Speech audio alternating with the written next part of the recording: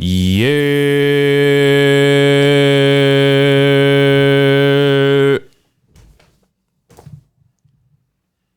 You man ready to talk, yeah? Yeah, come. All right, let's go. Let's go. We got a big special episode today. I got my big homie here. Raspect, man. Welcome to the podcast. What are you saying? Love family, you know. Bro, it's family, good to see you. You get me? Family settings, man. This goes way back. Yeah, man. It goes all the way back. But Con, what are you saying? You good? Yeah, man, I'm good. I'm just happy to see Ras like in the flesh. Yeah, it's been healthy, a minute. like, looking good, man. It's been a little minute. But yeah, we'll get into it. But obviously, the few of the viewers that are kind of regulars here, they might be wondering what's going on with the headwear. Talk to us through it. Like, you're getting in a different kind of vibe, a different kind of pocket. What's going on with that? I don't know. Like, I don't really wear hats like that, innit? But I don't know. I like this Amafiano thing. Those man come with the bucket hats. Yeah. It's summertime. Yeah. Just trying to get in a different pocket. I feel you, man. It's vibey. It works, man. Yeah, it goes off. Man. Let me know feedback though in the comment section. What you're saying? Is it am I dropping it or it's meaty? Come on, my bro. Yeah, but yeah, on that note, guys, make sure you're liking, commenting, subscribing, all that good stuff. But Raspect, man, how are you? How are you doing? Yeah, I'm good, man. I'm happy to be here. You get me? Like the man that said, we go way back. Yeah, come on, times. Come on. Decades that, you know what I'm saying? It's yeah, real life. Yeah, so real life, man. For real. Brothers alive, well, productive. Come on. What I'm saying? Because a lot of people didn't make it, or you get me? Oh man. This is gonna be a mad episode.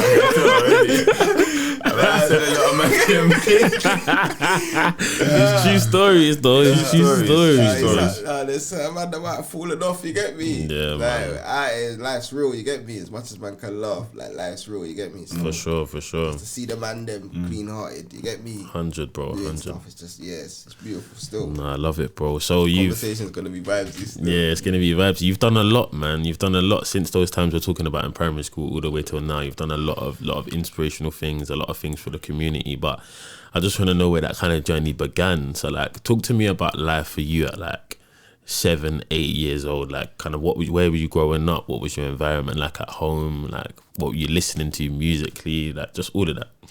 All right. So obviously, my family, the roots start in Hackney. So okay. That's my mum. My uncle's like frontline, you know what I'm saying? Mm-hmm. But I was born in Newham Generals. Okay. You know what I'm saying? But so obviously Forest Gate, Sherrard Road, all them sides there. But Mumsy thought, boy, she kept on trying to move further out. So obviously, especially where she got a son now, she didn't want man to get caught up. So she's tried to move to Illtown, as if that's gonna be any different. Ilford for anyone who doesn't know. Yeah. So like. For those who don't know, Forest Gate, along the line, you got Manor Park, Ilford. Yes. That's like 2 stops away on the train, you get me? So tried to move further down, like, so I ended up going Farnham Green, obviously. Yes, sir. Going school. I also went to Farnham Green. Big up Farnham Green. Some good maze. Yeah. That's our first primary school. Yes, yeah. These times I was playing ball, you get me? Yeah. I remember mere stuff from school days, you get me? Yeah, bro. I remember Russ having the energy in primary school, like one of the most energetic children active at the time. Like, and obviously, like sometimes teachers, they don't know how to deal with that, innit? Like they don't know how to package that or you know, move that energy in a right direction. Definitely. So, yeah. So like. Yeah, and I think a lot of that energy came from not really having the balance in the household, you get me? Obviously, I've got a single mum, right? You get me? My 2 sisters. So it's like, man felt like man had to be a man from young. Do you know what I'm saying? Like, man's on holiday in Barbados and man are coming asking my sister about Furburger. Man's trying to pick up rocks and chase them, you get me? Like, from early, like, that's my big sister, like, but like man's on to man because man's feeling like you're disrespecting. You know what I'm saying? So I feel like a lot of that, and then. So your sisters, they went to Farnham Green as well? No, I think my sister went Barley Lane, you know, and I think my other sister went St. Aidan's. Do you think that affected anything, like not having your older sisters in the school, like while you're I there? think that would have been worse. Do you think? Yeah, because I think man would have just been onto man. It's been onto man, innit? Onto man. Like, yeah, I remember certain stuff. I remember one time one youth came to knock for my sister, and man threw an ice bucket on his head. Yeah. What she like? He come to knock on her and let's play out kind of thing. Yeah, he's knocking on my door for her, bro. At these times I must be like 9, 10. Like I can't be that old. Yeah, bro. yeah. But she's in secondary school. Yeah, right. So yeah. she has to be like 15, 16. Yeah. You know what I'm saying? I wasn't like the guy. I know him to this day. Like he's a cool brother. You know what I'm saying? Like even it was slightly family friends. You know what I'm saying? But I'm just saying, well, you knocking asking for my sister for? You know what I'm saying? Yeah. 1 minute she's coming. Yeah. Ice bucket challenge before they even done it on Instagram. Yeah. Original ice bucket challenge. But I done that. And how your sister like reacting to this? Are they like? Nah, obviously these times like he just ducked out like, and yeah, didn't come back. You know what I'm saying? But I was always very defensive, just over my mum, my sisters from early. My mum was struggling a lot. Sometimes, you know, like I remember times when corned beef was the only dish for like a couple weeks. I remember times when there was no gas and, you know what I'm saying, man's boiling the kettle. You know what I'm saying? I remember when there was no electric and man's got candles in the yard. You know what I'm saying? I remember eating stuff like there's nothing to put on the bread, so man created stuff like sugar sandwiches and it's mad. You get me? Man, just hungry. You get me? But obviously, mum's doing her best, the best she can do, working multiple jobs, like working so much that she doesn't really have the time to invest into man. So it's like man's not really getting raised by no one. Yeah, my mum's trying her best, but remember, my mum's married to the church at this point as well. Yeah, so Sunday church. Yeah, Monday fellowship, Tuesday theology, like you get me. Wednesday prayer meeting, you know what I'm saying. Thursday will be something else. Friday Unity Youth Club, you know what I'm saying. Saturday she wants to do devotion in the house, you know what I'm saying. Sunday, so it's like man, just like man. At first when I was young, man had bare knowledge of the Bible, like all of the. So you're going to church on Sunday, like you're choice, doing, but obviously these times I'm like robbing up Marks and Spencer's or trying to lick shots. It's all contradictory. Yeah, because it's like it's too much, bro. But is this so like? Yeah, so you're going to church with her from a very young age, and like so when I was young, I was proper like promised, like let's say 8, 7. Like I knew all of the prophets, I knew all the stories. But then as I started to get older, especially like into secondary school, like it's too much. You know what I'm saying? Like I just naturally just gravitated towards the roads. You know what I'm saying? So would you say that teachers would describe you, especially probably your secondary teachers, because as you get older, how did you reckon they would describe you? Like, did they think you was a bad kid, a naughty kid? Did you get along with some of the teachers? Like, did some of the teachers understand just your energy and others didn't? Because obviously, like you say, you're active, your energy, you're black, you know, very in touch with your Caribbean side, all that stuff, and that can scare some teachers who don't really understand where you come from. So yeah, like how do you think they would kind of describe you? I think you had different teachers that, like you have good teachers, like let's give an example, Mr. Waite. Right, yeah. He drew the best out of me every time. Like no problems in his lesson. That's why I could probably spit bars and I'm good at English to some degree. You get me? I can articulate myself because I had a very good English teacher to set the foundation. Do you know what I'm saying? And he always believed in the goodness in us. So what that meant is it's a self-fulfilling prophecy, innit? You know what I'm saying? So if you're in a class and let's say you're acting up, he's like, I know you can do better. You kind of want to do better now. You know what I'm saying? Just to prove him that, Whereas if a teacher tells you you're not going to amount to nothing, and like that skeptic where he says... So just on that, because that remind me, like a lot of... we laugh at this, like a lot of men say my teacher said I was never gonna amount to nothing, and they rap about it as well sometimes. Like, are all teachers telling man they can't amount to nothing? I think, you know what? Like, I'm not questioning it, you, because I know you, but definitely he told you that. both of them. Yeah, Mr. You ain't gonna be But shit. then you He's had telling Mr. you. Aaliyah, Yeah. who people would think is very harsh, but he always encouraged man to be better. Well, Do you know what I'm saying? But yeah, both of them two, they didn't like man, and they definitely showed man, you're gonna end up in a bad place. You get me? And how did you respond to that? I think I went down that road. Do you know what I'm saying? And I think there was a big issue in our school in the sense that like a lot of the people they was trying to give man as mentors wasn't strong men.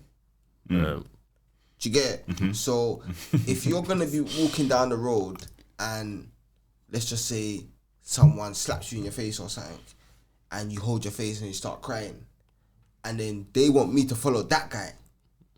Do you get me? But there's a next guy outside the school gate that no one's even gonna slap him in his face because he's gonna defend himself. And I think at that age, especially when you're out after school and you're at the park and you're doing things, that's the most important thing. Like that comes before grades. That comes with it's like survival, innit? Just being comfortable to walk around in your social group. You get me? Like I think that had big effects. But I think Mr. Wade, like there was teachers that definitely saw potential in man and they brought out a lot from, and I think that's why I was able to survive so long.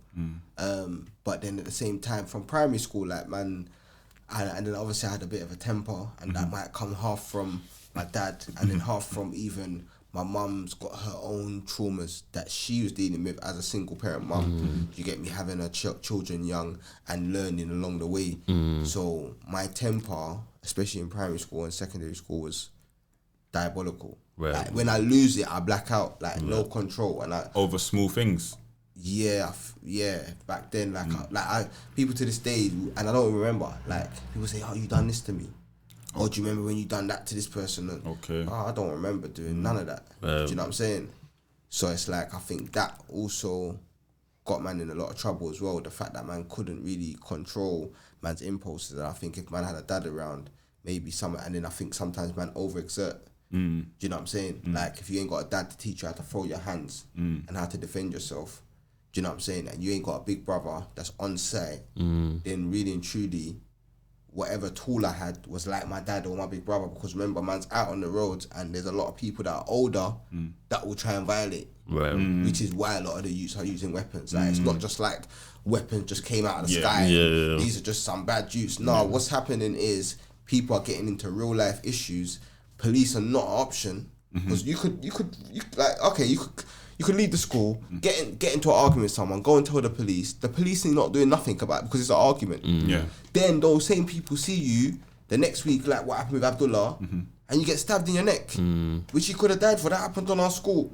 So like man seeing the real time thing, and man's trying to survive in real time. I'm not trying to be right in the eyes of the people on Instagram that are going to say, "Oh, he's holding a knife. He's so bad. He's a savage. Lock him up forever."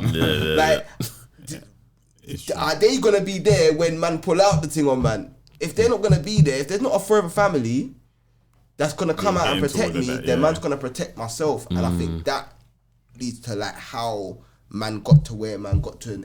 All of the work I'm doing now is literally to be there for the younger version of myself and to safeguard the younger version of myself and to make sure he feels safer and to make sure that he doesn't feel like he needs to carry a knife, because you know what, Big Ras took him to train in Brixton and he's learning self-defense. Do you know what I'm saying? Facts. So I understand that. I think that's what kind of led to that. That's dope. So how would you say that you kind of like got into the road? Because you talk about earlier like kind of your mum and she was struggling and things at home and stuff.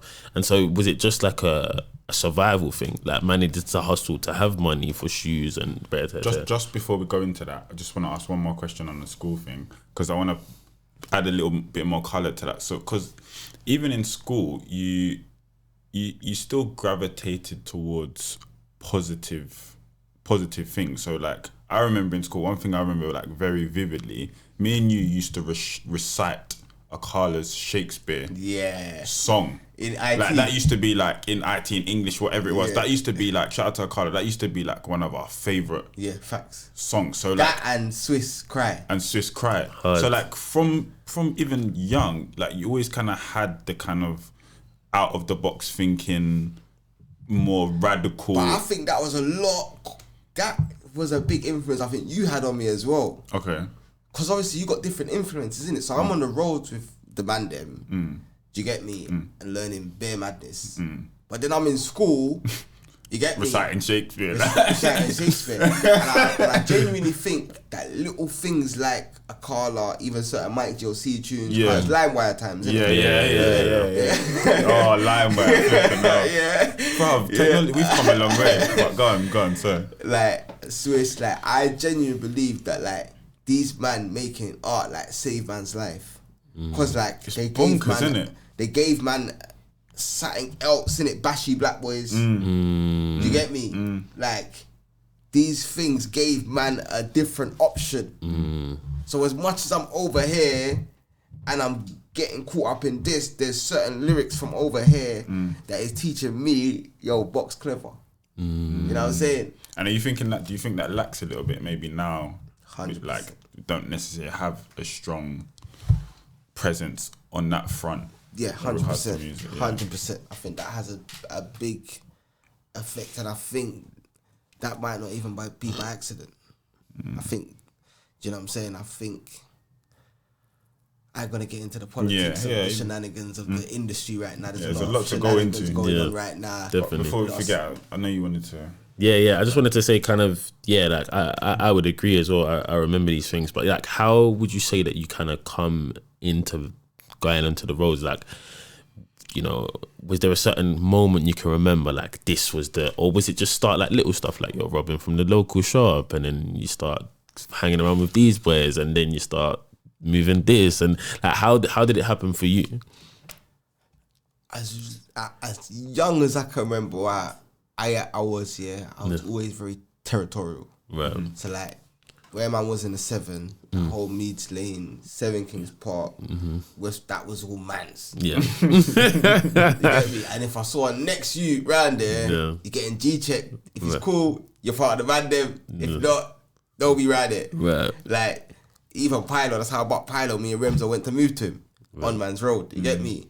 Like, cause like, who's this new you walking down man's road? Man, never seen him before. Cause man's outside. You get me? So man kind of knows everyone. You know what I'm saying? So these times now, I think I had an element of that. I don't remember when I picked that up. Right. I don't remember when I picked up, for example, I don't remember when I picked up the thing where, even from primary school, if you hit my bridge, I'm gonna want to hit you. Do you know what I'm saying? Innate, if you hit me, I'm gonna hit you back. Right. Sometimes it's just in, man, though. Yeah, that is just in, man. As long as I can remember, even like I got into a madness, I got into it a little later with a like real shooter. You get me? Like meaning just like 2 days ago. You get me? And he's talking about he's gonna get his thing, and I'm telling him, blood, I fear no one but God, blood. You get me? And I bow to no man, and I die on that. You get me? I don't want no beef with this guy, you know. I don't want I ain't got time. Straps cost, but it's all long. It's all long. You get me? I want bigger things now. But see, in the moment where he's trying to use that as what I feel like, he's trying to use the fact that he's done this and that to intimidate, man. Everything goes out the window now. Like, man just got, you know what I'm saying? So it's like from as young as I can remember, that I think that was the main element. And I think when I was in school, for example, I remember the first time I brought the knife set to school was like year 7, year 8, when the gingerbread man was around. So when Rianne got touched up by the paedophile, there was a paedophile rolling around in a blue van around our school. And our whole school got locked down. You remember? Yeah. I remember Smugs came like, if you ever loved Rianne, do something now, or something along those lines. One of them cheesy lines, you get me? But I'm like, what's going on? He's like, yeah, some man try to hold her up, then boom, bare reports started to come off for some guy going around in a van in different places in the ends. So boom, that day I created a compass in DT, like a compass Wolverine thing. You get me? Like, and I broke out of the school and gone to look for him, you get me? Boom, I haven't found him. Come back angry. Gone to my yard. Now, this is the first time I'm telling this story, innit? Like, I'm not even gonna go into everything, but the basics. I've gone to my yard. Now, something in my head has told me, boom, there's a paedophile, but then again, this guy's a big man. I'm year 7, so even if I was to try physically go at him, like my head is thinking, what if he gets the better of me? You know what I'm saying? And then he's doing weird stuff to girls. I'm not really trying to get into. So boom, I grabbed whatever tools that I could see in the disposal, you get me? Right. And I remember going to one older youth in year 10, one youth named Taron. Yeah, I remember going to him and showing him, yo, man's got the thing. Cause I'm trying to show the big homies it's cool. Cause I'm thinking everyone's trying to ride out. There's a paedophile. But not everyone's trying to. No, everyone's trying to ride that. I'm trying to show, man, no, it's cool, you man, chill. And then I went to Gumsy, Marcus, you get me? And showed him, bam. So he's like, like, come here. So there was some little green things that used to be in our school where they used to put where the rat catcher things, some little green things. So he's made me put all my knives there, but I had one to one side. You get me? And I broke out of school again. Anyway, I've gone out of school. Whole mad things happen. You get me? Come back. You know what I'm saying? I come back bare fits. Right. Yeah, because Taron gone to the teachers and said that. You know what I'm saying? Okay. Anyway, I've gone in there now. Lucky the way things went, man just moved a certain way, like, you know what I'm saying? So I've even put that. That's why I don't judge the youths like and say, oh, just throw them in jail for 10 years. Because I've put down the thing and come back. You get me? Yeah. Now, I've got searched. Nothing's been found. If something was found, I would have been kicked out. I would have been in a PRU. In the PRU, I would have probably been getting into fights. I would have been amongst more criminal youths. Would have probably ended up going to jail a lot younger. Get me getting arrested a lot more. And then I might be doing a 15-year bird now for something mad. Just offered. So I'm lucky that, like, man had a second chance, for example. So I can't then look at the other youths out there. I'm just trying to create second chances for them. Do you know what I'm saying? So they can do something that I don't carry a knife anymore. I don't feel like I need to. At that point, man was scared that if I did catch this guy, he would overpower me. Do you get me? So boom. Anyway, I've come back to the school. They've searched, man, haven't found anything. So they couldn't really do anything. You know what I'm saying? But that was the first time I remember carrying a tool. After that, I ain't even gonna do the name dropping thing, but there was certain group of youths that was different schools near our school, and there was a certain group which we're cool with now that was going around terrorizing people, and they was robbing people at knife point. Right. So then man brought the knife set back to school again, but this time I'm dishing out the things to the man them. You know what I'm saying, yo, you have to hold this if you're gonna be outside after 5-6 o'clock. And I remember one of the man them said, bro, I don't want to hold this. This is one of the man them that is deep into the roads now, you get me? And this just shows influence, you get me? And it's one of the most, I think, one of the things that I'm most ashamed of, you get me? Because I remember man fought for himself and he said, blood, I don't want to carry it. And I remember taking a mitt car, and them times they had the gift of the gab, innit? I was like, alright, cool. So when them man come to rob us, do you want pom-poms? When them man come to rob us at knife point, do you want to say YMC? That's how I asked, man. Straight up, remember, I was young, And I could imagine that scenario, like, I don't know if it was around the mandem or not, and like the mandem's laughing and he's feeling like bare insecure and like, you get me? And like, he just took the thing. Yeah. You get me? He just took the thing, and that put like man down a bad road. You get me? And even led other youths into bad roads, and lots of things have happened along the way, and that's why I think that man goes so hard in what man's doing, because it's like there's a lot of rights that man, there's people are like, oh yeah, good work, but there's a lot of wrongs man's trying to right. Like, I wasn't even knowing that I was. Did you ever feel that, like, us as your friends in school, because like we were your friends in school, yeah, but you had another life going on. Did you ever felt like your fellow pupils ever looked down on you, or like looked at you like shade? Like, was there a bit of both, that some were just like, oh, we know he's a bit naughty, but like we fuck with him, and some were a bit like, nah, I'm not going near my man? What was like the friendships? I think like everyone in, cause remember, but most times when man rolled out is because he used to rob people from our school, and then man will get their stuff back in it. Yeah, you know what I'm saying? Because most of the youths doing the robberies, there's a whole set. The Palmer youths, those are all my brethren. You get all Z, all them man there. And if someone's phone got robbed, there's 3 phone calls. Before these other youths started doing it, there's 3 phone calls that I'd have to make, you get me? V, S, or Z, you get me? And between the 3 of them, one of them would have robbed it. Now, if it's my people they robbed, they're going to bring it back.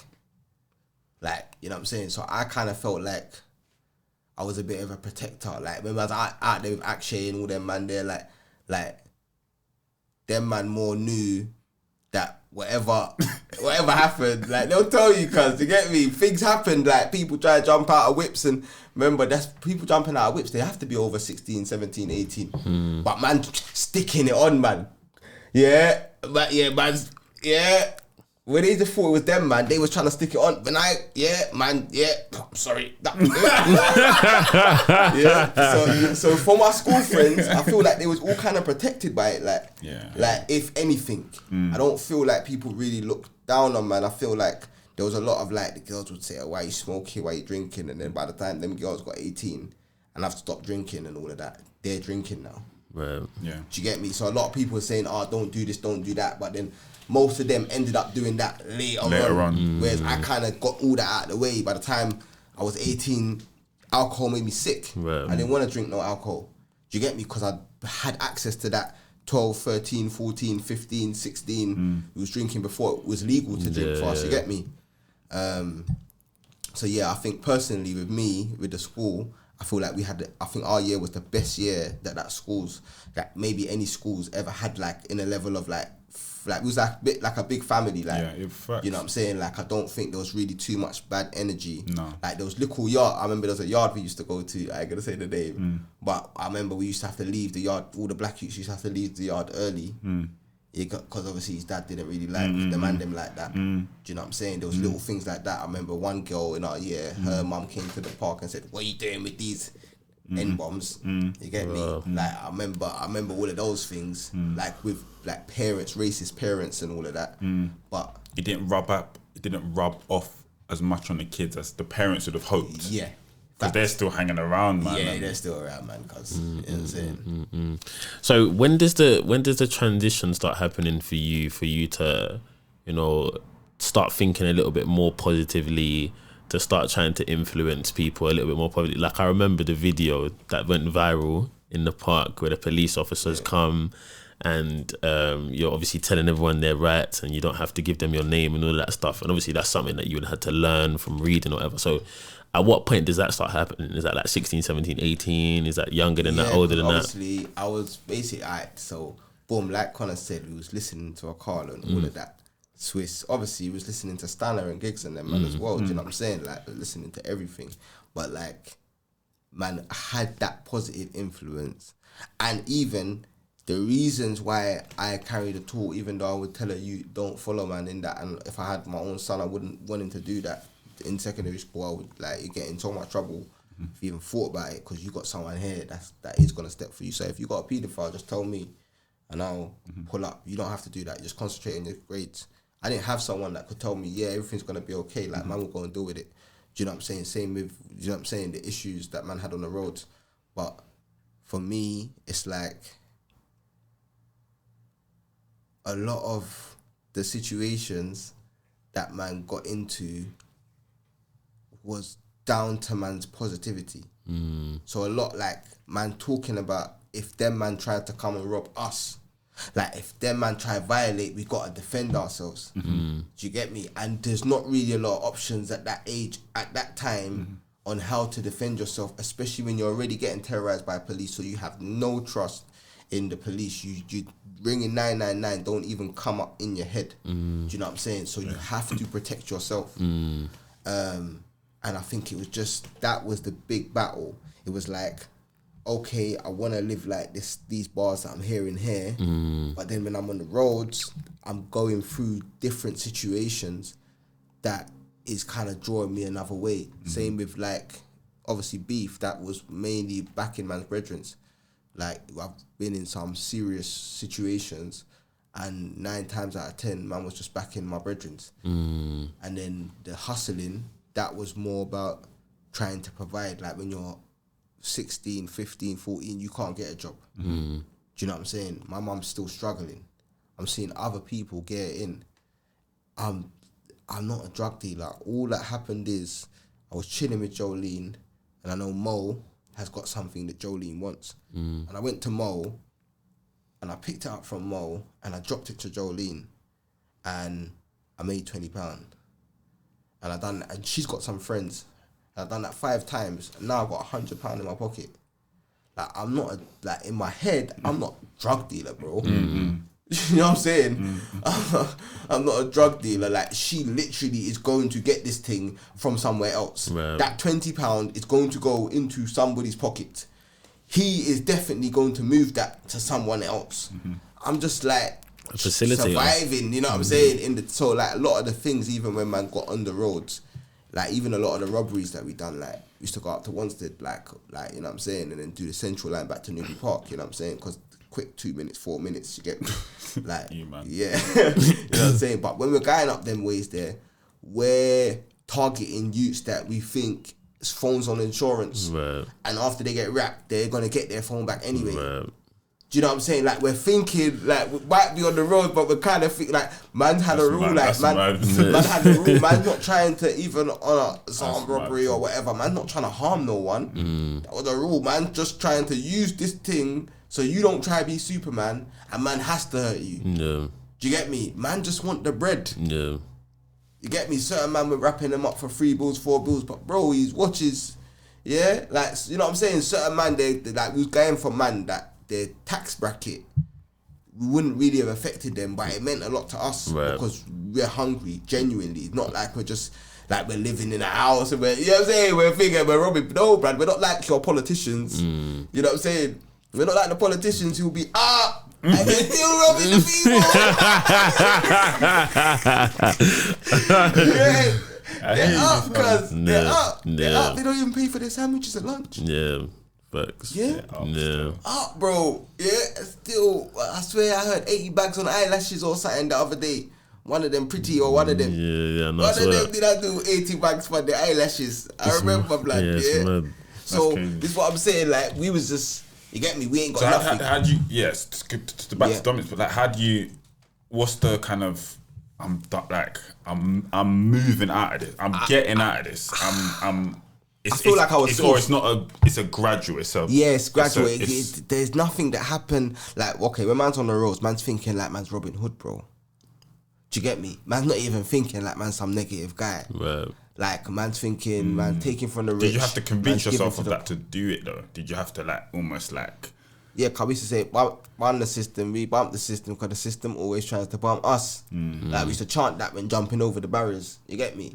Or the train, you get me? Me and P and that, yeah, bump the system, we bump the system, because the system always tries to bump us. So, man had it in my head, the system's been robbing, man. They've been robbing my mum, they've been stressing my mum.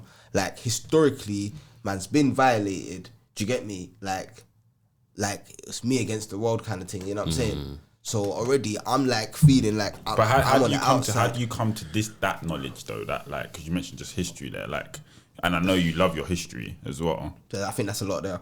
You love your history, so that's a lot of the look what happened to the motherland. They don't want to treat blacks the same as another man. Yeah. So what role does that play for you in trying to transition into a different way of life? Like, it was so difficult, it was so difficult because you're doing whatever you're doing, and then at the same time you're getting knowledge of self. So it's like, it was in Jamaica. Okay. I remember end of year 10, a lot's going on the roads. Like, talk about you. Like, you went to Jamaica for. Yeah, so end of year 10, a lot's going on the roads. Bare cases. You know what I'm saying? I'm out of all of them and them, I'm the closest to going to jail at that point before I left. Do you get me? And then my mum's basically clocked what's going on and flown me out to Jamaica. When I got to Jamaica, like, I remember them times there, man was not African. When I've flown on that plane, going back to Jamaica, and I've been saying I'm Jamaican. Even once, I remember Ardot said, yeah, man's originally African, and tried to tell man about Selassie in Ethiopia, but I said, blood, man, not African, blood. I don't want to hear none of that, blood, man, Jamaican, blood. Yeah, my people was in Jamaica before they took them people from Africa. That was the argument, before I even knew other man had fabricated that argument. Okay. Because, you know, like, man, now there's actually man that are saying, yeah, we was actually in the Caribbean before. They don't know that it was there, bro. They're just saying it because they don't want to be affiliated to Africa. You know what I'm saying? Yeah. That's the same thing that I just came up with in my head. Yeah, man was with the Arawaks and Taínos, blood. Yeah, that's my people. I don't know about the African thing, you get me? So when I've gone there now, I'm there, and then boom, man see like the Rasta man, which is like the emblem of Jamaican, right? Like that's the representation. The man with the weed on the ashtray. You get me? Dreads. Right? Dreads and so boom, I've met him, and then he's telling me, man's African. So now I'm confused, bro. You know what I'm saying? Like that just spanned my world like completely. And then like man's in Jamaica, I'm learning about man's roots, man's culture, Marcus Garvey, Haile Selassie. And that had just a big impact. And he's shy, man. Obviously he's shy, man. Like, you have to watch how you move in Jamaica. So then, boom, I got my, like, these times, I already got my ratchet. Jamaica's not a joke. Yeah, it's not a joke. Where in Jamaica was you? I was in Mandeville, and then I was in Mulbay and Flanker, and I was with my people in Spanish Town, Ochi. Okay. So I was kind of all over the place. All over the place still, but I went to school in Mandeville first, you get me, which was nice. That wasn't really an issue. But then when I went over to Mulbay, near Flanker, Westgate Hills, all of them sides there, that's when, man, I'll spike your thing and really? You know what I'm saying? Yeah, it's just real life, you know what I'm saying? So who were you staying with? Were you staying with family when you went to Jamaica? Nah, when I first went to Mandeville, I was in some boarding thing. Okay. And like mad abusive boarding thing. Right. Like, mad, like that's the next podcast, bro. Like, nah, cause bonkers. Yeah, bonkers, bro. Like they had a whole setup that looks like it's perfect for kids. You get me? They got bouncy castle, like they got trampoline. They show you waffles and the prayer room, and it looks perfect, bro. And then when you're in there, bro, bare emotional abuse, bro, physical abuse, bro. That plate, like they try to break you down, bro. It's not a joke. Like, and then your mum has to send extra money for you to get normal treatment, basically. Wow. What do you mean normal treatment? Normal. So you not for you to not get abused, basically. Like your that, mum's got to send no peace. Okay. It was mad. So obviously, I showed my mum I'm gonna end up licking down the guy in there because he tried. Yeah, he caught man smoke. He smokes weed. Caught me smoking weed and beat me with a piece of sugarcane. You get me? So then, boom, like I've obviously tried hitting back up, and then they've all rushed, man. So I'm just like, like my brain, and this is why I'm trying to like show people how important like the right therapy angles for the younger generation is important, because I feel like when you've been through a lot of trauma and you've been around a lot of murder, when you go through things, that is like the go-to solution, and then you have to like recondition yourself. So like these people are abusing, man. The thing I'm thinking about is just killing all of them. Do you get me? Like, are you mad? Like, I'm gonna burn down the house with them in it. Like, what man's gonna do? Like, I'm not living like this, bro. I'm not living like this. You get me? Luckily, my mum moved me out to Mr. and Mrs. Rones, and then there, man, was nice. Okay. Mr. and Mrs. Rones was 7-day Adventist. Okay. There was older couple. Okay. You get me? Your breakfast is on the table in the morning. You get lunch at school. Your dinner's on the table in the evening. Do you know what I'm saying? You wash, you go to school, you wash your clothes, school clothes. So that was my mum moved, and I rate her for that still. Yeah, I was gonna say, is that that's one of the benefits of like, you know, the Christian community in that sense. There's a lot of, you know, still strong family structure there, like strong principles just on how to live life. Like I've kind of gone up and down with the whole like religion thing, and like, is it that? But like, at the end of the day, I think we are in a bit of a time society where like people are just guessing their way through life and don't really have many principles. And like religion can provide some solid foundation. Like 100%. Facts. We know like obviously some of the history is very much manipulated when it comes to our people. Yeah. But there's some solid principles that you can't argue with. No, like, you can't argue. You can't. It's like, it's undeniable still. So you get me? No, 100%. It's undeniable. But even the God thing that kept all the man them, we was on this God thing. So we're on the roads, but we not leave God in it. You get it, bro? So to a certain degree, there's certain principles that we was just following. We don't rob old people. We don't, just certain things we don't do. You get me? Where it's other people, they was just kind of doing it all. But anyway, I've gone to Jamaica. I've gone to that first school. Ended up getting into a fight in this school. I was on a basketball scholarship at a school called Bel Air. Okay. So that's where Sean Paul went, like private school. High up school in Jamaica, you get me? Like the people there was richer than man. Like you get me? Like being English in that school was nothing for the Jamaicans there. Yes. Right. But then there was a youth called from America. I ended up getting into something with him, and getting kicked out from there. And then I went to some next one in Mulbay. That was a mad thing. that was the real like referral unit. Like that's when I really went through like war. My life was on the line. Man are attacking, man sleeping, man are throwing like bare like mix up of like bleach and bare stuff on man when man's sleeping, man's getting up, man's dragging, man's bathing outside. You get home 1 minute late, man have eaten your dinner, there's no dinner for you. Yeah, you don't know who ate your dinner, who ate my dinner. They're all silent. So now you got to rock 4 or 5 youths. Like, next levels, you get me? And that place was the same in the sense that if my mum sent them extra money, they would have treated man like a human. But everywhere man's going where they're trying to do this, treat man like a human, and I'll tell my mum, send you extra peas. Do you get it? But I'm not going to tell my mum, send you extra peas for you to treat me like a human. Yeah, that's mad. Yeah. Do you get me? Yeah. Like, obviously I had my own bread these times because I've come from the roads, like my left Zeds, you know what I'm saying? So I was alright, you get me? Like that's how I survived. At any point you're thinking like, oh, my mum shipped me to Jamaica, like it's a mazza here.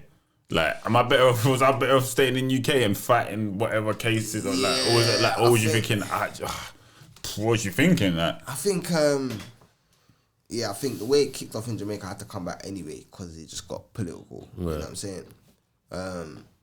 But when I came back, a lot of the man them who wasn't even like near to jail had gone jail. And what age did you come back? I came back so I come back on our prom. okay, yeah. Yeah, so I come back so let's say I left at the end of year 10, was that 15? Yeah. So let's say 2008, 9-ish. Yeah, so then I've come back 16 for a couple months, but like man can't stay too long because obviously cases are still, you get me, the case ain't finished yet, you get me? So I've come back and then I've gone to the school, asked them if I can go to the prom. They told man no. I told my mum I shouldn't even ask if man should go, man should just turn up. I remember you had a prom, like I'll probably be able to pull up some pictures you wearing like sunglasses and that, like I had our what do they call it?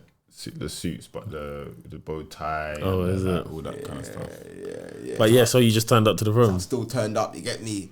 Then like the And girls, these times the teachers are not really saying you can't come, innit? yeah, they at first there was for basically what I done is I come in the pink limo with Tasneem, Trishmak, all of them lots. The So I Asian come girls. bare girls, you get me? So I'll come in the but then when I've come out, I got like girls on both my sides. I'm feeling like bossy, you get me? Come back from yard, yeah. I'm in the fake coming out the fake limo with the girls there, you get me? Yeah. Then the girls have gone and distracted the bouncers. And then all the headstones like Enver and Canadian that have like made a line and snuck me in behind them. Wow. So the girls are distracted. Man, it was like a movie, man. Yeah, it was like a real life movie. The girls they're distracted about the sliding man in. Man's in there, was having a good time. So the teachers have seen, man, they've tried to kick man out.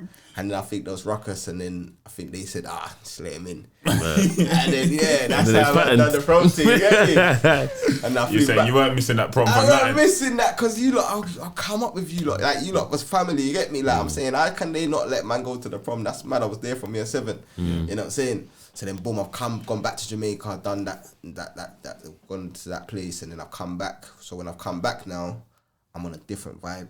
Right. I'm on this like Rasta Roots vibe. Like so man's whole gang basically embraced the whole reggae thing. Right. Do you get me? Yeah, so did you have a big influence around everyone in terms of them adopting Rastafarianism and all that?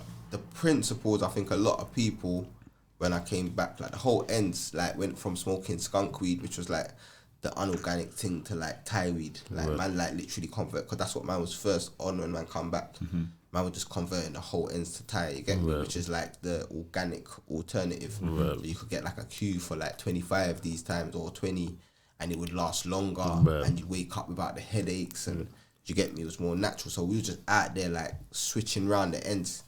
Like man, that was all a mad thing. You get me? R.I.P. Senses, car. Senses was definitely right hand. Because when I come back from Jamaica, it was snowing, innit? I remember it was snowing, and like I've literally gone to my yard, like my mum's picked me up from the airport. I've gone to my yard, I've put my suitcase in my front door, and I've gone to Senses' yard. He live around the corner. I even stepped into my yard. Right. Do you get it? I haven't even stepped into my yard. Like, I've got back from Jamaica, I haven't even been back yet. I put my suitcase in, my foot's not in yet, bro. I'm going straight to Senses' yard. I just remember that, you get me? And then boom, we bucked up. I remember I stayed at his yard for a little bit. we're just hustling. Then that's when we really got into the consciousness thing. You get me? Started to like do a lot of events. Passing Clouds, Vibes and I used Pressure. to go to a couple of them. Yeah, Passing Clouds, Vibes and Pressure. Just like positive vibes. You get me? Man was off this road thing completely. Like this time, that's when I can say man's tapped out. But then have I tapped out? Because there's still situations which man's dealing with that till this day will haunt man. So for example, yeah, man tapped out, but I still needed to provide. I have no qualifications and no work experience and no intentions of kissing no manager's ass. So how do I survive in this society? Do I go, like, I'm not gonna do the begging thing, you get me? So it's like at this point I'm off the road, but at the same time I have no choice but to be on the road to some degree. That's why I'm trying a lot of the youths get a trade, because I rate my brethren that got the electrician's trade, because they was able to flip it, come off the road and buy their mama car, off of electrician wage. We say this all the time, though. All the time. Like, I don't even want. There's so many pockets we can get into. Now, quickly, let me just touch on that one, because it's an important one for me, Yeah. especially. I feel like a lot of my friends who might not have been the most academic, especially for me going to school, it's been, I can't even really speak for my year because that's what I experienced, but everyone was told you're going uni, regardless of if you had rubbish grades, bad grades. If you had rubbish grades, you're going to, one of the lower unis. If you had good grades, you're going to, but everyone's going uni. And I'm like, everyone here is not supposed to go to uni, bro. Like, why not go and do electrician course or plumbing course or bricklaying or whatever it is? Those people with trades have skills. People always need houses built. People always need things built. People's meters break like all the time. People need tradesmen, yeah? That's the first thing. The second thing is they make good money. I feel like there's a perception, because maybe, you see them in the calf, they got paint all over them and that. It's not the most glamorous looking, but it's like they make good money. And it's like, even like, especially like people our age, they like look down on people with a trade. Yeah. And I'm like, how? Like, because they didn't go to uni or whatever, or you didn't go to uni, or you must not be very intelligent or whatever. But it's like, it's a different kind of skill. But I think it's very important that people, if the uni thing isn't for you, or working a corporate job, putting on a suit and tie isn't for you, you can go and work for yourself. You can like set your own hours and you can make good money.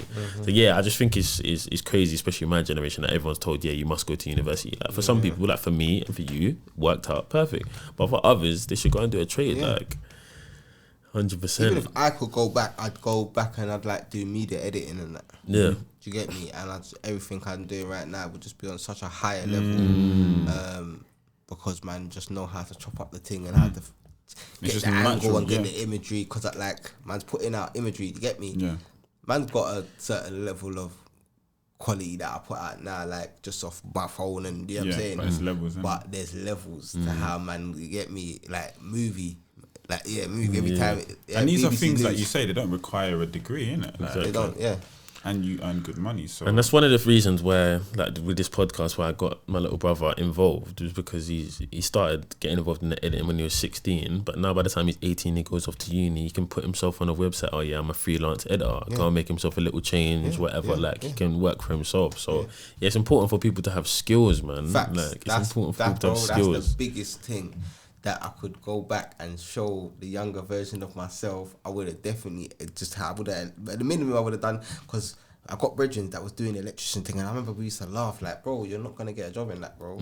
Like, but look at that though. So it's not that man's not going down the road of uni and trying to become a doctor because man's just a bad youth. Man genuinely believes, man's self-belief has been battered to the point where man genuinely believes that man can't be a doctor.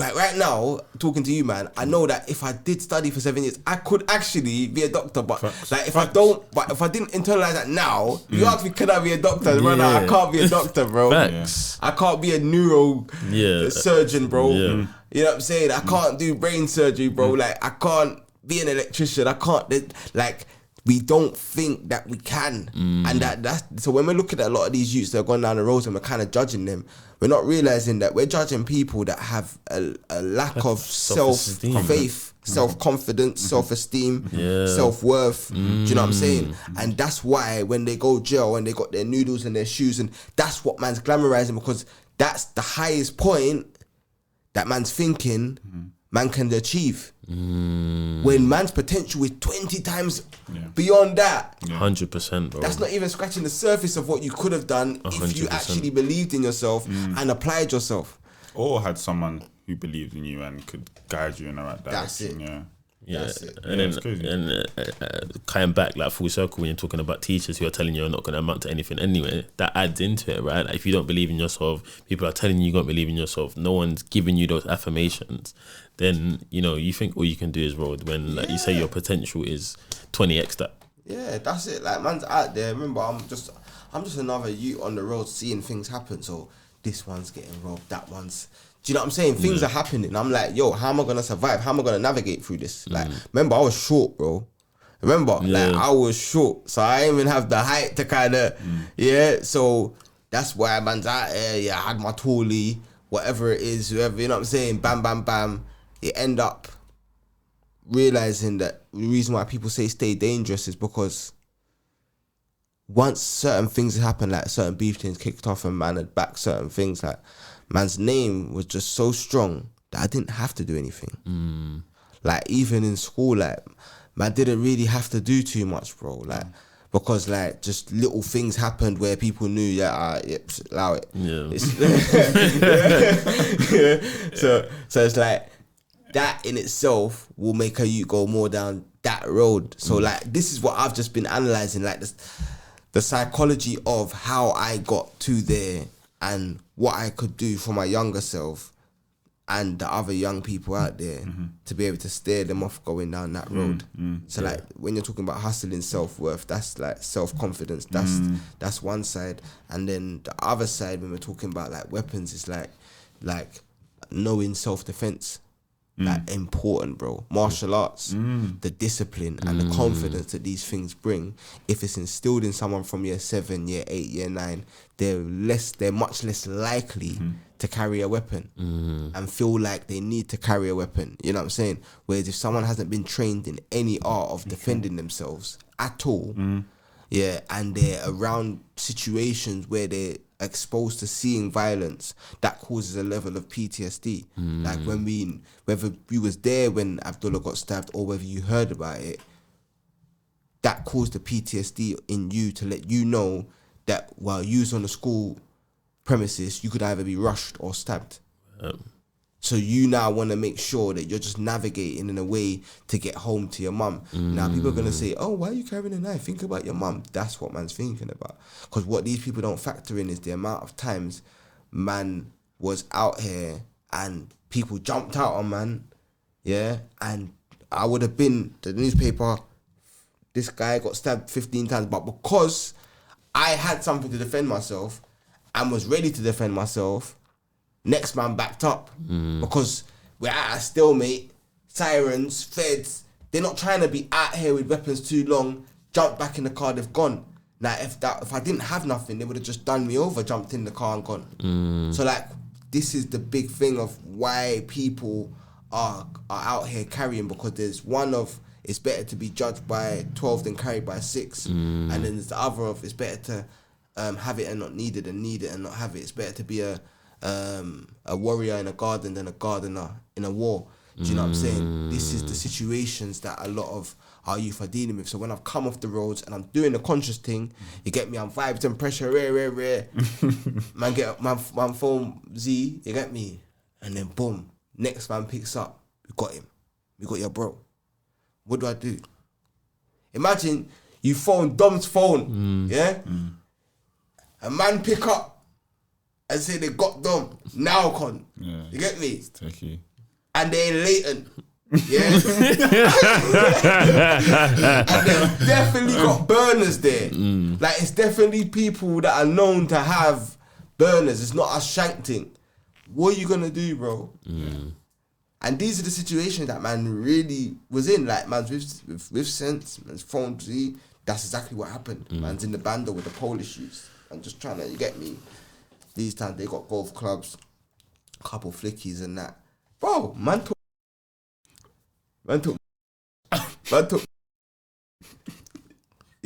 to a very scary place. Afterwards, they even said they didn't even know where man was taking them. Like, if they'd known then, they would have never ordered man, bro. Right. She didn't realise the levels. But these times, them man are on my line, innit? Cause these times I'm providing the ends. These times, you get me. So they was the drivers. So that's why. Even I think. I'm sure. Yeah, I'm sure she did, bro. Yeah.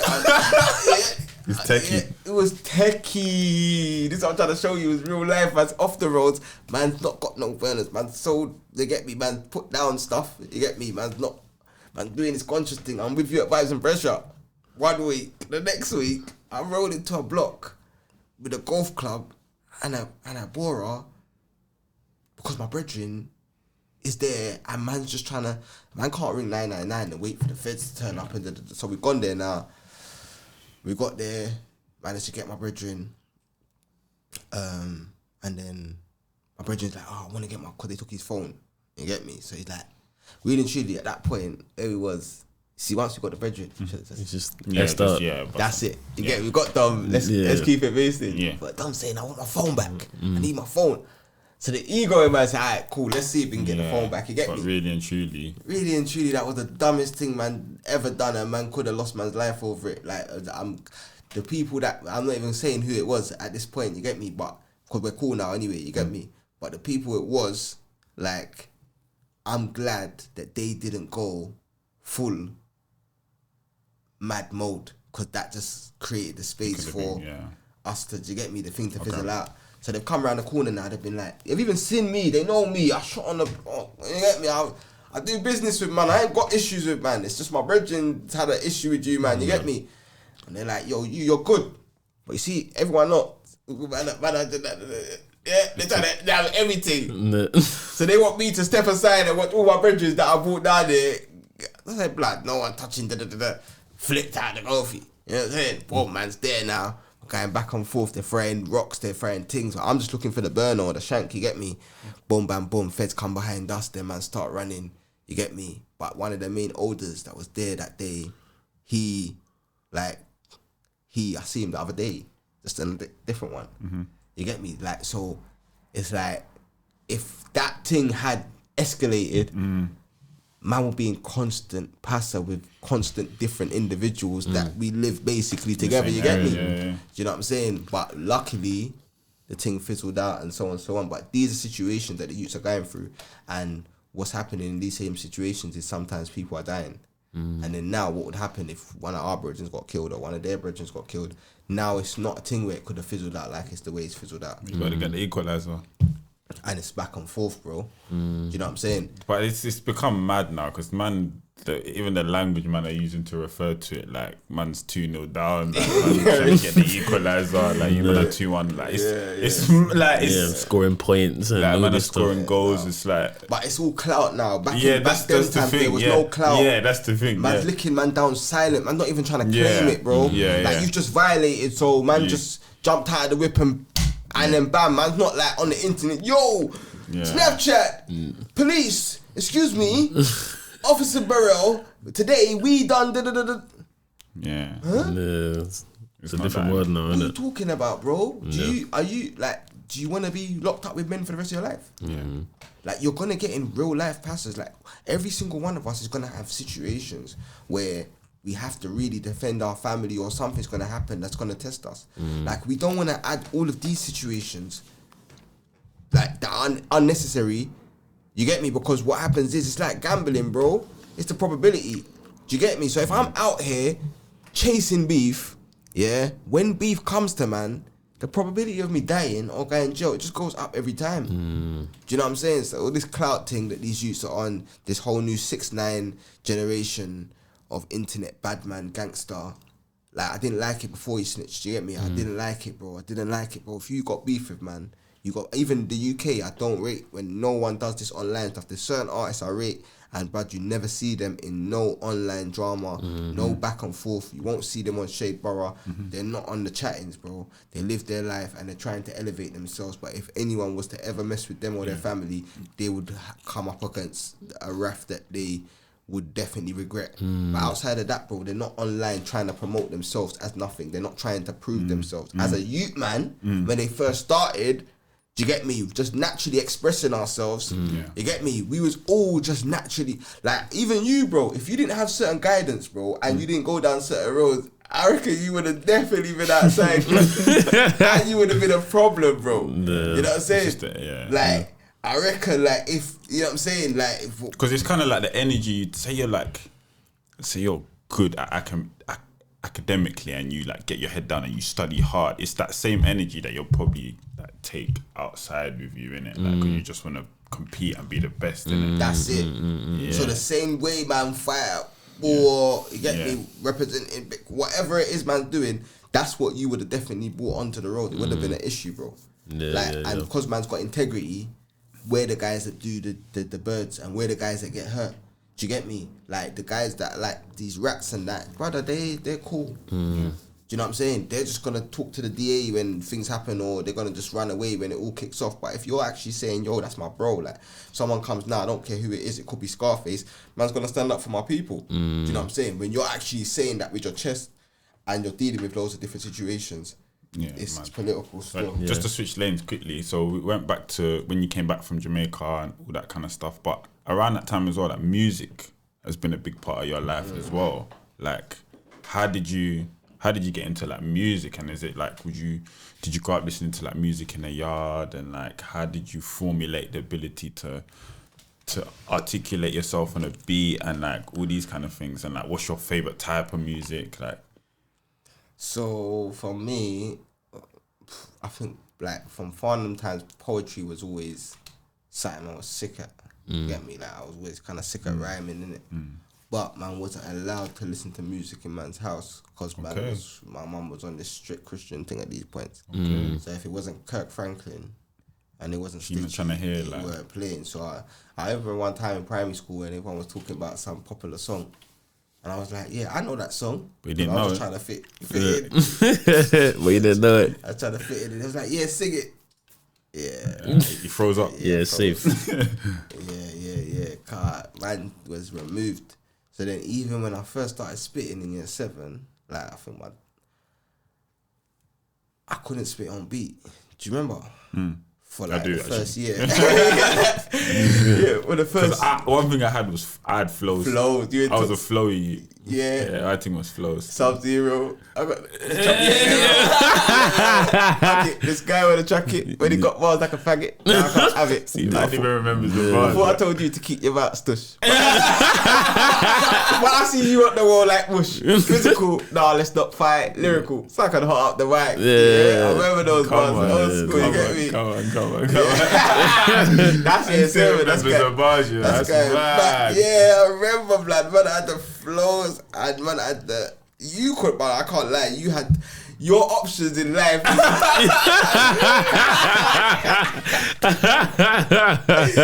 options is just mad. You get me? Yeah. And I think that's where it comes down to. It's similar, like. Yeah.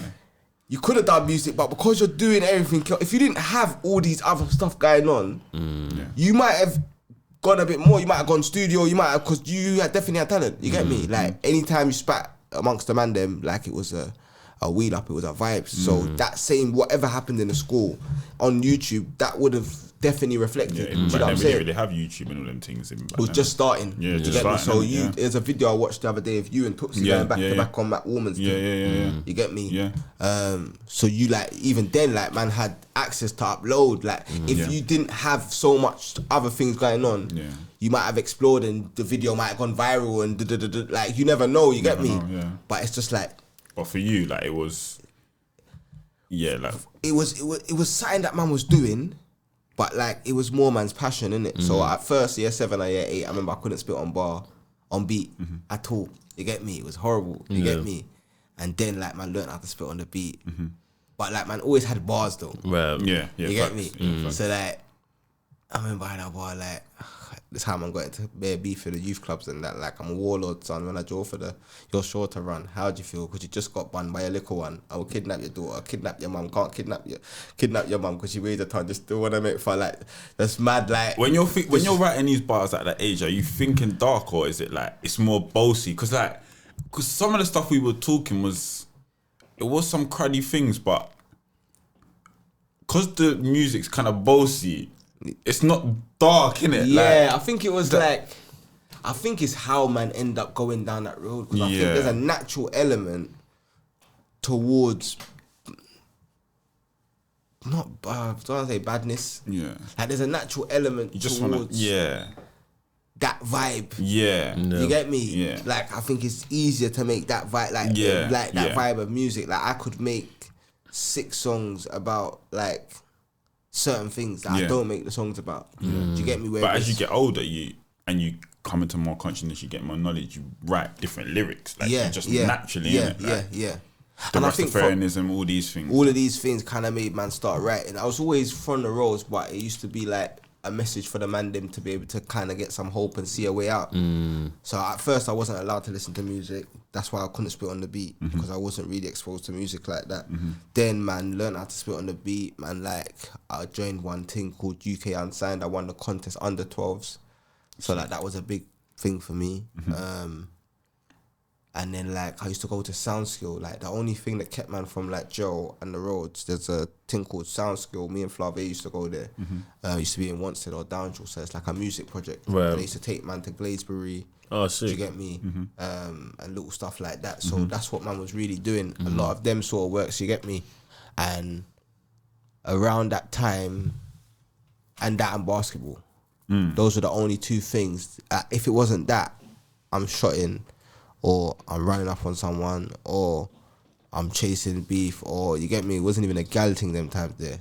Like man was rags, because remember, my mum, she couldn't afford none of the Nikes or none of that, so man didn't have the garms. I didn't have the swag. I didn't have any. So all man really had was my character. Right. Do you get me? That's all man could really wear. Like that's the only reason why people was really, you get me, around man. You know what I'm saying? Cause I'm just Kenzo, bubbly Kenzo, innit? You know what I'm saying? You know what I'm saying? Like that's. But I think a lot of that shaped man into having to have substance in it. Right. Do you get me? I think a lot of man, when they've just got that on the exterior, they don't work on the interior. Like they don't compensate. You know what I'm saying? It's like certain man like that have got P's. They might not work on themselves, so they might be with a girl, and the girl might be with them for the P's, but there might be a next guy she's with to chill. Facts. Do you know what I'm saying? Like man's really been in them situations where next man is spending the mazza, but she just wants to chill with man. I'm not spending nothing, bro. Yeah, because the energy is the energy, innit? All the time, man. Do you get me? So It's like about the I energy, think man. that's what man had to do. Even back in the day when certain guys used to come around the man, them you always Smugs, Mullins, Lamar, always the light skin thing. Remember? But the light skin thing was I was really in the dark skin before Stormzy made dark skin sexy again. Yeah. It was real out here, you get me? Yeah. But we had a different swag. Right. You get me? So yeah, when girls come to the man, them the first onset might be the what the look is or the trainers or rare, but after a while, Where's Finn? They the find character, out. the character of the man then will come out as well. You get me? And that will last longer. Do you know what I'm saying? It's a bit stronger. Agree with that a lot. Do you know what I'm saying?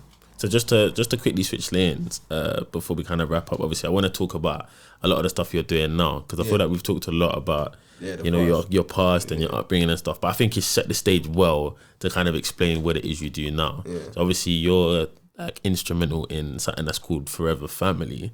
So how would you explain what that is for the people who don't know what that is? It's basically Forever Family is like a self-help group, Right. community self-help group. So one of the main things people might know us from is community patrols, Right. where there's been a lot of incidents where children have been unsafe. There's been incidents where young girls have been kidnapped, where young boys have been kidnapped, where they've been abused by paedophiles, by trafficking gangs.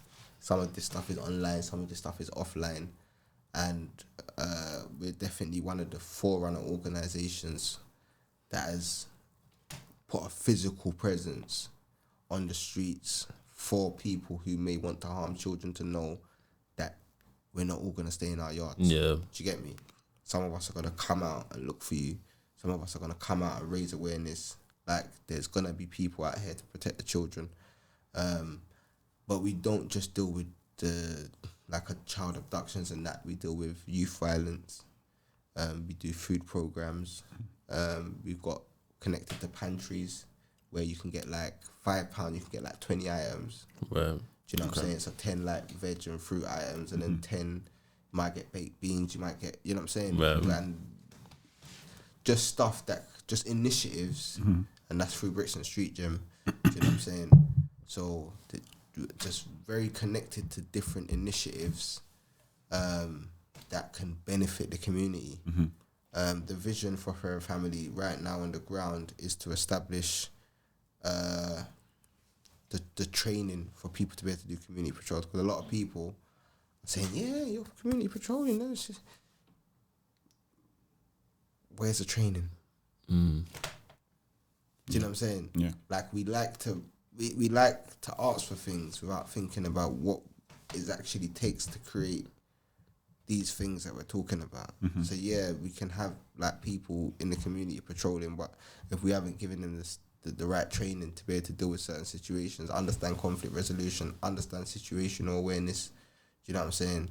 The importance of customer service of a security operative. These are things that are very, very important. And are you guys based like all over London or all over the country? We're based in Brixton, but we have outposts all over. Okay. As far as Scotland. Okay. As far as even Ghana. Okay. We've got outposts. Sick. But yeah, the main thing about Forever Family is like a self-help group. A lot of things that have happened within the community have definitely been addressed in some way, shape or form by Forever Family. But I think the long-term vision is to see self-help groups like all over the world. Do you get me? Under the same banner, dealing with different issues in different communities. So the issues over here might be domestic violence, whereas the issues over here might be poverty, whereas the issues over here might be youth violence, where the issues over here might be, and it's just about finding tailored packages and workshops that we can send out to deal with these different issues. Oh, that's sick, man. So is it kind of, because like just listening to your story and how you've got to this point, are you trying to provide all the things that you wish that you had as a young kid, right? Yeah, like all the things that you talk about, it just makes sense now while you're doing this, right? Like having the big brother there to show you how to defend yourself, to put you in positions to be able to think that there's other things that you can do. Like even if your mum is struggling, you know, you can do drop shipping. You can do, yeah. I've got people that like made meals, you get me, drop shipping, that are willing to bring in youths and show them. Do you know what I'm saying? Yeah. Create other opportunities. Yeah, you know what I'm saying? yeah. Man, them that have got their electrician thing that will take man on the job and show man, take man as an apprenticeship. Do you know what I'm saying? So yeah, you hit on the head there. Like I'm literally, everything I do, which is why a lot of the time people like judge the youths that carry, like you never hear me do that, because I'm literally going for younger Raspect and younger Connor and younger Dom. You get me? The younger versions of ourselves, they are in these situations, and our children, when we have them, especially our sons, are going to be in situations. So what I want to do is I want to create systems now that are able to protect them nationwide. So like Forever Family, it might be small right now, but what we're really about is creating the systems that can be outsourced. So this training system that we've got, we can outsource that to Birmingham, we can outsource that to Croydon, we can outsource that to everywhere. Do you know what I'm saying? And it can be executed. A lot of the issues that we have with like youth violence, like we could have solved it years ago. Like it could, like this is not an impossible solve. All it is about the right individuals, and even, you know, the influencers, the blogs, all of these people being behind, and the community on the ground being behind one mission. And all it is really is about identifying the 13, 14, maybe 15, but 13, 14, 13 and downwards, identifying the ones that are most at risk. Yeah, and then removing them from the situation and not giving them a choice, which can be done. Yeah. Do you know what I'm saying? 100%. So do you, has it met any resistance? Because I would say you go out, you see the videos, right, and you're on the streets, you kind of got your vests on, like, you know, you're when you guys do go out into the community, you're like a force, right? Like people recognize you. Has it met any resistance? Has anyone said anything negative? From what I've seen, it's mostly been positive, but has there been any resistance? Like, what are you guys doing? No, it's not resistance amongst like people that live in the community, people that see us in real life. Right. Yeah. But like, you know, Nigel Farage was like terrified when we done the march from Clapham to Brixton. Do you get me? He's hiding under his bed. Bless him. Nigel Farage, Tommy Robinson, Jada Pinkett, Mark Walcott. So these are like the founders of EDL, the founders of BNP, the founders of Britain First. I think we're the first organisation that completely united the far right. Okay. Like That's saying from a lot. Nigel Farage right down to Tommy Robinson, right down to Mark Collette. So they definitely was terrified by seeing black people organised. Yeah. But for me, it's like the main thing they're scared of is man's vest, which is very telling. Because I don't know about the man then, but I never seen no one use a vest to punch someone in the face or slice someone. Have you ever seen a vest do anyone any harm? Never. Nah, never. I thought that a vest was there to protect yourself. And the thing is, a lot of these people, these far right people, they're very critical of the black community and saying that we've got to deal with our issue with youth violence. So if they see people in vests that want to deal with the issue of youth violence, I thought that they would be champions. Yeah. You know what It's funny that, isn't it? So it's funny that like they see us, because we didn't go to their houses. We didn't go to their ends, and you know what I'm saying? We're not like we're marching, promoting against racism or nothing like that. We literally work in the community and deal with issues that happen within the community and make sure children are safeguarded from whether it's police brutality, whether it's youth violence, whether it's child abduction. We just make sure that children are protected, and we're not prejudiced in that. So it could be a white youth, it could be, we don't ask the race. Any case I get, I don't ask where they're from or anything like that. This kid's being bullied, he needs help. If I can help him, I help them. Obviously, there's too many cases. I've got to say, like, one thing about me is like the reason why people hate me is, one, I've never spoke about this publicly, but like, and even spoke about the education thing earlier, like, people look down on people that ain't as academically. So I see Heady One the other Distinguished, like, so Heady One done a post and he spelt weird wrong a couple times, and that's all the people are talking about. You get me? But he's managed to bring his people from. He might not be able to spell weird, but a lot of the people talking about him might not be able to pay their electric right now. Facts. Yeah, like, so. Do you get me? Like, that What doesn't matters, define, what really matters, yeah, innit? that doesn't define who he is. You know what I'm saying? Just because someone's not like you might not be able to rap like he can rap. Yeah. You know what I'm saying? You might not be able to hear sounds and make. You know what I'm saying? Hooks in the way that he can make. Exactly. So it's like, man shouldn't look down on man for that. But me, I'm but like, I feel like it's either one, I'm just an oldie, like I'm old school, so man, just real life. Like, so social media, I'm not able to keep up. It's tough knowing it's, Do you man. get me? I don't think anyone is, man. So like, bare people will message man and feel like this guy, he hasn't got back to man. Okay. He's not real. Or even sometimes, I'll take on a case, but then like, the case is too much and I'm just one guy. Do you get me? Yeah. But then the next case will come and there's a lead on this case. Like, I've got the bully and I've got the perpetrator. So then I get onto this case because there's a lead, whereas this case, I've kind of hit a dead end because you haven't either got the perpetrator or you haven't got evidence, or do you get me? Where this one, I got the evidence, I got the perpetrator, I got the bully, everything's there, I'm speaking so it's like, it's very hard for man to do it. Also, I just want to apologize to anyone out there that I've like missed their message.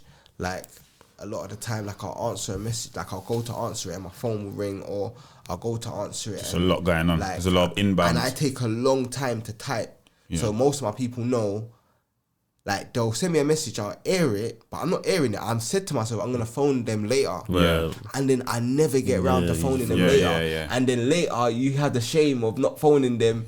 And then, you know what I'm saying? Yeah. So, it's a lot like, but it's a lot of inbound as well. Yeah. it's a lot, bro. So that's one of the main things that slow me down. Would you consider yourself, would you consider yourself an activist?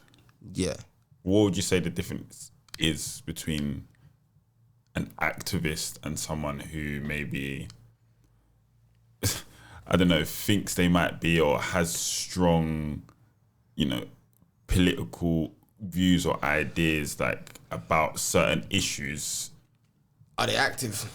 That's it. Yeah, it's how I think they've pigeonholed activists. Like even me, I wouldn't have to do so much work if like the people that consider themselves activists were just a little bit more active. Facts. Do you know what I'm saying? Just a little bit more. Yeah. In what form? Because I think there's too much chatting, bro. Too much. That's why like this is the like first literally podcast, too man. much. There's too much chatting, bro. Like it's mad, bro. I agree. It's like now we're talking about like the past, but every point that man's making about man's history is to make a point of how to deal with the youths now. Yeah. And how to make, so anything I'm saying about myself, like I'm not just here to tell man, back in the day I used to roll with the shank, and I shanked this one, and no, it's okay, I was in the situation, like I think this is how we can help this generation. Do you get me? Like every point that man's tried to make, there's somewhere, sometimes man get lost though, but there's somewhere that it's trying to lead to, which in 20 years and 100 years and 200 years, when people look back on this podcast, they can take something that is probably going to be very relevant to their society, because a lot of the things we're talking about is sociology, so it's not really going to change. Like poverty leads to crime and crime leads to violence. That's not going to change. That's been the case since the first crimes was done. Do you know what I'm saying? And it will be the case in the future. So for me, it's just about when we're talking, if we're talking about what happened in the past, we're brainstorming on how we can better that situation. Definitely. And if we're talking about the anything else, we're talking about what we are doing. Forever Family, we're doing patrols, but what the future plans are as well. And just making sure that whatever the future plans that we say here today, in the next time that we come here, those are things that we're talking about, we're doing, and then we're moving on to the next. Have you ever thought about, and you cut me off if you want, but have you ever thought about like being a platform for like, if you guys don't necessarily have the resources to implement certain things, just being that kind of like incubator or that platform where you do outline a vision for what you'd want to see, and perhaps it acts as like the catalyst or like the motivation for other say, oh, that's a really good idea, I want to pick up that idea. These people might not have the resources or whatever right now, but Forever Family might be like, here are the 10 things we would like to see, like go and make it happen, like community, go and make it happen. Like, it's not just on us, innit? Like we're doing maybe 1, 2 of that vision, but you man go and do the rest 8. That might be that's and it doesn't have to be that one person has to take on all 8. I'll do 3, he does 7, he does 5 and 6. The most difficult thing is finding people that are like dedicated to the cause. Like when the hype's happening, everyone's dedicated. Black Lives Matter, bro. The amount of people, I got you. You see, once the hype goes down, bro, when there's just a youth that's somewhere and there's no clout that's gonna be gained from going to support him, and you gotta do a long drive and rare after that. Like, I don't think, unless you're someone who those actions, like, they make you happy. Do you get me? Like me, when I help a youth, like I'm genuinely happy.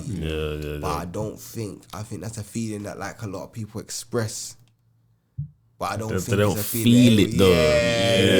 So they don't feel it. So they might say, yo, Ras, I wanna then they'll come back, man, and then boom, like, it's tiring, it's draining. The work is definitely, and I'm not even getting onto them because the work is a lot. Like you said, like I had a lot of energy, like, and even with all that energy, like this thing sucks me. You know what I'm saying? Like, but I think that's why I picked it, innit? Because it's like, man's living life on hard mode, innit? Yeah, bro. You know what I'm saying? I'm playing the game on super difficult. Do you get me? So when I do succeed, it's gonna feel, you know what I'm saying? It's gonna feel like Have you ever thought about just like, I've done my time almost. I've given like, and I'm gonna fall back and I'm gonna just focus completely on myself. You know, I've hit my 10 years, so I'm allowed to. I've given 10 years. I've never done a GoFundMe. I've never raised any money. But now I go with nobody's money. It was all my bags, my work, my blood, my sweat and tears invested. So I'm not like these other people who've taken money and then they said they're gonna do something and then they haven't provided the service they said they're going to do. Next thing you know, the BLM people are buying houses, like, and they're saying they need that to shoot videos. Do you know what I'm saying? It's ridiculous. So my thing was always set up my own Patreon. This is mine. Yeah, this goes into me. What's the Patreon so that people can? Raspect Rebellion FF. So that's where man kind of talks about a lot of my personal stuff. I've got a personal relationship with the people in there. If they need any cases, any promotions, things spoken about. So it's like there's a benefit to the people investing, but then at the same time, it puts man in a position where at some point when it hits a certain number, I know that this thing over here has got man. Yeah. Do you know what I'm saying? That's 100%. that's man's self-sufficient thing. So this thing over here for a family, I can say 100% of the fund is going to go towards whatever projects is over here. Yeah. So the people can have integrity and trust in when you put your little £10 in there, you know where it's going and you know it's going to. It's not going into someone's pocket. Yeah. So that's why it's taking me a lot longer, because I've set up systems of integrity to keep my integrity. Instead of like, but the amount of people that told me to do GoFundMes, bro, and if you look at the numbers of what we've done over the last, if I'd done a GoFundMe, we would have definitely, you know what I'm saying? Like even the people that wanted the vests after we marched, like if we sold the vests, we would have definitely made money, but it's never been about money. Like up until my first thing was, let's prove to the people that we are willing to spend our time. Let's prove to the people we're willing to spend our money. Let's create something that the people would want to invest in and show the people that we're willing to invest in it independently. And then once we've got that structure of whatever that looks like, then I can say, yo, Con, do you want to join the fan membership? Because you know you're in front of your money. Do you get me? 20 bags has been invested. You're putting a Benz and you're going to look at it for the next month and you're going to go into your email, see the updates. Okay, they trained 10 people this week. They took 2 youths. So, all right, cool. I'll stay on. Or you might look at it and say, only 15 youths are helping. Nah, I'm coming off. Like, it's your choice, do you know what I'm saying? But like, you're in front of your money. So you that £10, it's not like man came to you and said, yo, I've got an idea. Dom, I want to do community patrols. Because I could have. Yeah. And the man would have invested in it. Yeah. You get me? If I said, yo, I just need a £10 from everyone. Like, people would have invested. But then I might have gone through stuff. Things happened and I don't do it, and then now I look like a fraud. So I said, nah, let me do the thing. So the thing's done. It's set. The work's there. The investment's done. And then say, alright, cool. And then whatever we recuperate there can make the work better. But I work like I said, I just done a 15-hour shift. I make sure I work enough each month where, if necessary, the core training that we've got for the community patrols, I can fund it myself. Okay, that's good, man. So the work, no matter if nobody supports, it's still getting done. The work is getting done. Yeah, I love that. If nobody supports, because I don't want to be in a situation where, and even when you're selling something and the person feels like you need them, they're less likely to want to give their piece. Do you know what I'm saying? Whereas if you know what, this is gonna go out anyway, so boom, like I can just make it better. Boom, then you're more likely to say, yeah, I say nothing. 100%. So it's just these sciences of how we're gonna do business. But I'm telling you, a man put the business hat on. It's scary. Door to door. Outside the train stations, I'm signing up everyone. And their dog. You know what I'm saying? Look forward to it, bro. Look forward to it. But yeah, we're probably gonna have to wrap up. But just for me, I wanted to say a couple of things. I think you're an example of what actual activism is. I think since 2020, you know, we had the BLM thing. More recently this year, we've had Ukraine and Russia, and everyone's getting on social media and becoming a social justice warrior and saying a lot of things, creating a lot of Twitter spaces, podcasts, videos, reels, whatever it is, talking about these issues. And no one's actually doing anything. Like, you can talk about how we can solve, you know, the problems that are going on in the hood and gang violence or however they want to term these things. But you're an example of someone who's been on the ground, that you said, for 10 years, over 10 years now, actually doing things for the community. And it's inspirational, man. It's sick to see, Like, you're actually trying to do things that can help better. And, you know, perhaps in 10 years' time, it's going to be someone else who can take what you've done and take it to the next 100%. level, you know, for the next generation. But I just think it's amazing. So I just wanted to say, like, thank you so much for coming down. I appreciate you having this conversation with us, because obviously, like you say, it's the first podcast that you've done. So yeah, just a big salute to you. Con, you got any? Yeah, last man. words? Like, look, I've known you since I was like 5, 6, 7, and yeah, I've seen your growth, and it's just fantastic to see. Like, again, like, you've done a 15-hour shift, and you've still come and spent time with us to talk through your life, and I hope you found value in it as well, because like you said, this is like the first podcast you've done where you've kind of spoke about things at length. So I just want to say thank you for coming down. I really appreciate it, and like it's one of them ones that I'm just like always looking forward to seeing the next step for you, like the next phase. Like, I'm always excited to see where you're gonna go next, and like I know it's only gonna be like in a positive direction. So 100%. yeah, man, like we appreciate you for coming down. Like, where can like people find you if they want to follow your work and all that kind of stuff? Raspect Rebellion FF, Instagram, So and Patreon. I think that's the 2 places where I'm at. Yeah, I'm so probably no- gonna create a little YouTube thing. okay. Yeah, I just can't keep up with all the different social media. They told me jump on TikTok. I can just keep about with Instagram. I Yeah. can just about keep up with this gram thing. I really feel like man's getting on. I feel like I'm getting on. But Yeah, I hear you, thanks man. for having me, my brothers. Of course, man, for me, 100%. it's the same thing, just to see the growth. Like, I remember when Lickle, bro, was Lickle, bro. Facts. Yeah, I remember you. I remember so much stuff. I even remember when me and Christian was in the same class in like from year reception to year 3, and then he split it went into your class. You get me? Your class was like the up class in primary school. they were the cool class. You get me? Yeah. And they were stronger than, and I think they used to win at tag all the time. Okay. You get me? And then Nevada came. Remember Nevada came? And then when Nevada came, we had a little bit of muscle. You get me? Like, I remember still. So like, even just, and then from there to Chad. Do you get me? And then even seeing the growth, like, you get me, football, Bitcoin, like, man. it's just beautiful to the podcast, like, you get me, man. the professionalism. Yeah, I'm just man. loving it, you get me? So No, I I'm appreciate it, bro. honored to be here. Of course, bro. And yeah, like I said, like, this is the first place. So I said, yeah, boom.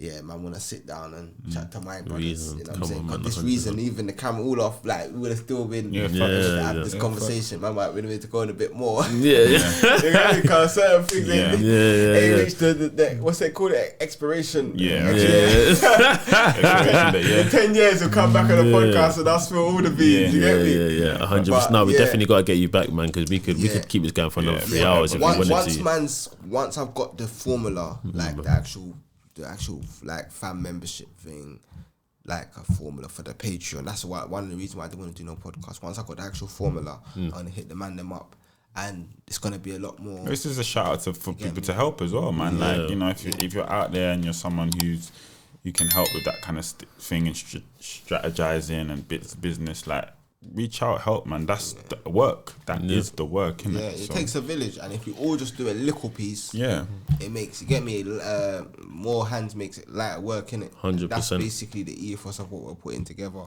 Like, we got legal teams, commercial lawyers, family lawyers, we got admin people, we got like loads of different people with different expertise, and everyone coming and doing a little bit is what makes the village, and is what is able to safeguard these children. And the more of us that do that, whether it's with our actual skills, with our time, whether it's financial investment, whether it's sharing on their story, whether it's spreading the word, if we can do this collectively, will save untold lives. And I thank you lot for just bringing man down. 100%, my bro. 100%, bro. I appreciate you guys for listening and tuning in. It's been a Detailed on Matt podcast. We'll see you guys again soon. Peace.